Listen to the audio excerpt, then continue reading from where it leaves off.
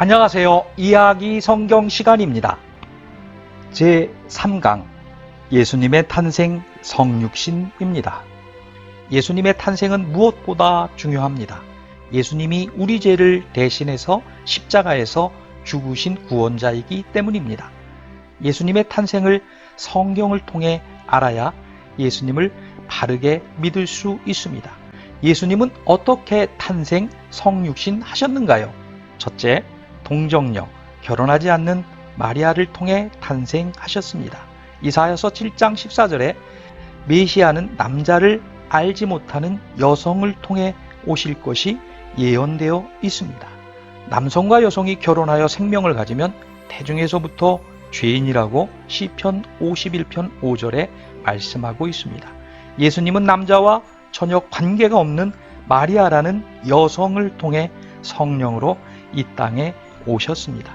마태복음 1장 18절에 예수 그리스도의 나심은 이러하니라. 그 모친 마리아가 요셉과 정혼하고 동거하기 전에 성령으로 잉태된 것이 나타났더니 이 일은 하나님만이 하실 수 있는 창조주의 능력입니다.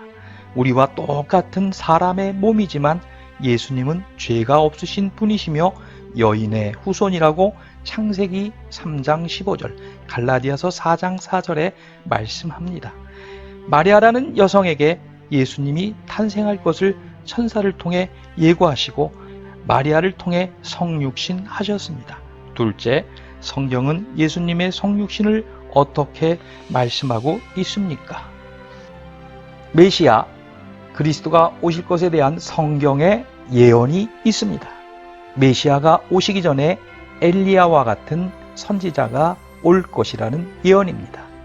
또 다윗의 후손으로 오신다는 예언입니다. 또한 베들레헴이라는 지역에 오실 것이라는 예언입니다.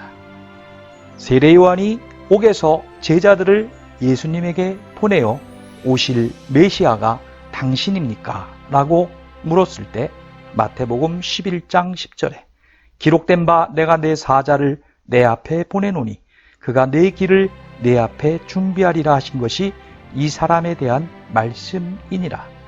세례요한이 메시아가 오시기 전에 올 선지자라고 예수님이 증언하신 것입니다.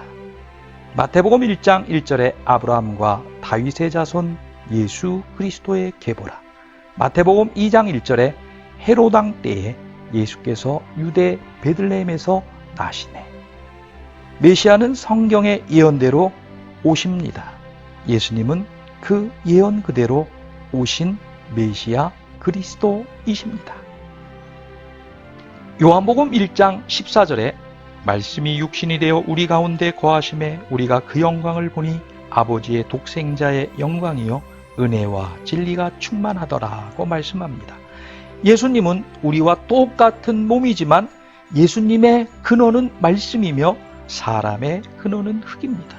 예수님을 믿음의 눈으로 볼 때는 하나님 품 안에 계신 독생자의 영광으로 보이지만 육신의 눈으로 볼 때는 초라하기 짝이 없는 별 볼 일 없는 나사렛 목수의 아들입니다. 셋째, 하나님의 뜻에 순종한 사람을 통해 예수님은 성육신 하셨습니다.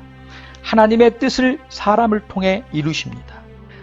갈라디아서 4장 4절에 때가 차매 하나님이 그 아들을 보내사 여자에게서 나게 하시고 율법 아래 나게 하신 것은 하나님은 때가 되어 메시아를 세상에 보내셔야 하는데 남자를 알지 못하는 한 여성을 통해 보내셔야 합니다.